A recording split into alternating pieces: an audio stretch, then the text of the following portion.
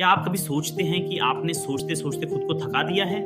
हर छोटी बात पर गहराई से सोचना, हर फैसले को 100 बार पलटना और फिर भी कोई जवाब न मिलना।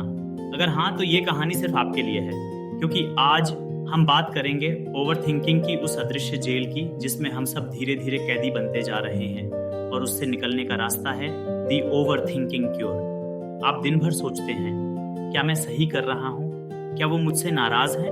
क्या मैंने वो बात सही कही थी? और फिर एक अजीब चुप्पी आती है। आपका दिमाग थक चुका है, लेकिन दिल बेचैन है।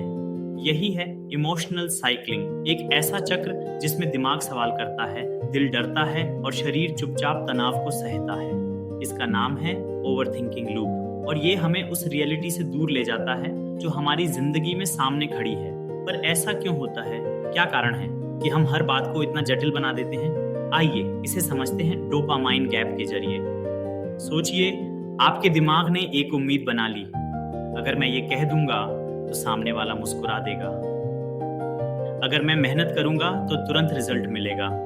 अब ये उम्मीद आपके दिमाग में एक डोपामिन सर्ज बनाती है, यानी एक हल्का सा नशा, एक ताजगी, एक उत्साह। लेकिन जैसे ही रियलिटी अलग होती है, कोई प्रतिक्रिया नहीं मिलती या रिजल्ट देरी से आता है, तो आपका दिमाग उस डोपामिन को ढूंढने लगता है और फिर शुरू होता है ओवरथिंकिंग। क्या मुझसे गलती हो गई? क्या मैं अच्छा नहीं हूं? क्या मैं वाकई कुछ भी नहीं कर सकता? यही है डोपामिन गैप, जहां हमारी उम्मीदें और सच्चाई के बीच एक गहरी खाई होती है और हम उसी में गिरते चले जाते हैं। पर रुकिए, यही आपकी पहली जीत हो सकती है। क्यों? क्योंकि अब आप इसे पहचान चुके हैं। ओवरथिंकिंग के साथ दुश्मन, एक माइंड की रेस को पहचानो। आपका दिमाग एक रेस कार है, लेकिन रेस ट्रैक नहीं है। हर सोच जरूरी नहीं है, हर विचार सच नहीं है। थोड़ा रुकिए, सांस लीजिए, सोचिए, क्या ये सोच आज जरूरी है? 2, क्या हो जाएगा? से निकलो। हमेशा यही सवाल, अगर ऐसा हो गया तो, अगर वैसा हो गया तो। पर क्या कभी आपने सोचा, अगर कुछ भी ना हुआ तब क्या?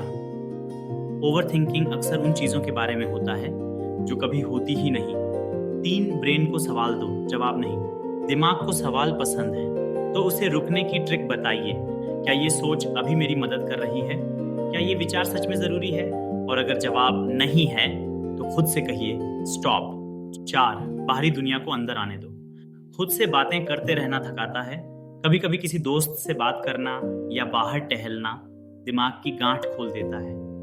5वां, परफेक्शन छोड़ो, प्रोग्रेस पकड़ो। हम सोचते रहते हैं सब कुछ परफेक्ट हो जाए तब शुरू करेंगे, पर यकीन मानिए वो दिन कभी नहीं आता। सोचने से ज्यादा जरूरी है चलना, एक कदम, एक फैसला, एक शुरुआत। छठी फीलिंग को महसूस करो, लड़ो मत। दुख, डर, गुस्सा ये दुश्मन नहीं है, ये संदेश है। इन्हें दबाने से नहीं, सुनने से राहत मिलती है। ओवरथिंकिंग रुकता है जब हम सोचने से ज्यादा महसूस करने लगते हैं। 7वां, माइंडफुलनेस, अभी में जीना सीखो। जब आप चाय पीते हैं तो सिर्फ चाय की खुशबू पर ध्यान दो। जब आप चल रहे हो तो अपने कदमों की आवाज सुनो। प्रेजेंट मोमेंट, यही है वो जादू जो ओवरथिंकिंग को हराता है। Part 3, new angle, attacking the subconscious. अब एक सवाल, क्या आपने कभी सोचा है कि आप सोच क्यों रहे हैं? क्या वाकई आप कुछ सुलझाना चाहते हैं या सिर्फ खुद को बिजी दिखाना? ओवरथिंकिंग कई बार हमें एक झूठी सुरक्षा देता है, जैसे हम सोचकर समस्या को काबू कर लेंगे। पर सच्चाई ये है, हम सोचते नहीं, हम बचते हैं रियलिटी से, रिस्पॉन्सिबिलिटी से, रिस्क से। पर जब आप ये स्वीकार कर लेते हैं कि डर होना सामान्य है, कि कंफ्यूजन भी जिंदगी का हिस्सा है, तब ओवरथिंकिंग खुद ब खुद कमजोर पड़ जाता है, क्योंकि आप अब सोच में नहीं, साहस में जीने लगते हैं। Closing message, memorable takeaway. दोस्तों, अगर आप ओवरथिंकिंग से जूझ रहे हैं तो याद रखिए, आप अकेले नहीं हैं और ये कोई कमजोरी नहीं है। ये सिर्फ एक सिग्नल है कि आपको खुद से, अपने मन से थोड़ी सी सच्ची बातचीत करनी है। अपने मन को थामिए, उसे एक दिशा दीजिए, क्योंकि जब सोच नियंत्रण में आती है तब जिंदगी खिलने लगती है। सोचिए नहीं, सांस लीजिए और जिंदगी को महसूस कीजिए। आप सुन रहे थे किताब कथा पर निक ट्रेंटन की किताब द ओवरथिंकिंग क्योर।